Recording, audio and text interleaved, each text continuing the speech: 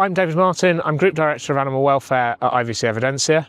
I act as an expert witness for the investigation and prosecution of animal welfare and animal-related crimes across the UK and beyond. The current law fails to protect animals from animal sexual abuse. The new amendment will finally make animal sexual abuse properly illegal and give a proper definition, so what we would all think should be illegal actually is illegal. But the problem is the amendment doesn't go far enough. When someone is convicted of these horrible things, the courts won't at the moment have the powers to prevent them doing it again. We can't take the animals off them that they've been abusing, and we can't stop them having animals again in the future. We need to give the courts the powers to be able to do that, because it's common sense. We know that people who are abusing animals are more likely to abuse children, physically and sexually. We know that people who are abusing animals are more likely to be in a domestic abusive relationship.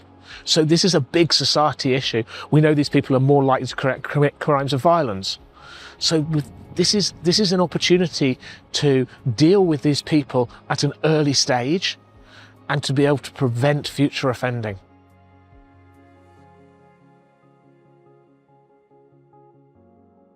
So the current law means that we can't prosecute people for what we should be prosecuting for them. The current offence is just absolutely inadequate. The amendment that the government has put forward to the Crime and Policing Bill in the Lords will sort that problem out. It will make the offence of sexual abuse of an animal what the public would expect it to be.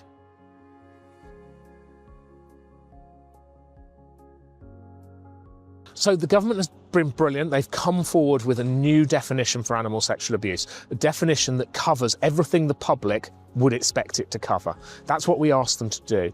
But we also asked them to give two more things. One was to give the courts the power to deprive someone of ownership of a pet and to disqualify them from future ownership of a pet if that court has just convicted them of sexual abuse of an animal. We've also got this discrepancy between the sentencing powers for physical abuse of an animal and that of sexual abuse of an animal.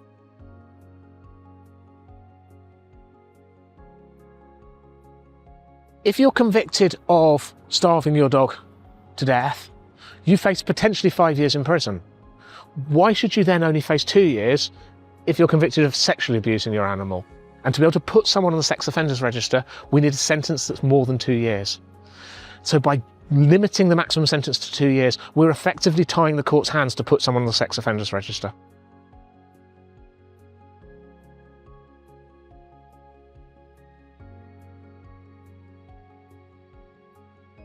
I think IVC have done a fantastic job in getting the law changed. To be honest, most parliamentarians like me didn't realise there was a problem. It's not a subject that anyone wants to talk about. It's a horrible subject which takes us to the darkest places of humanity.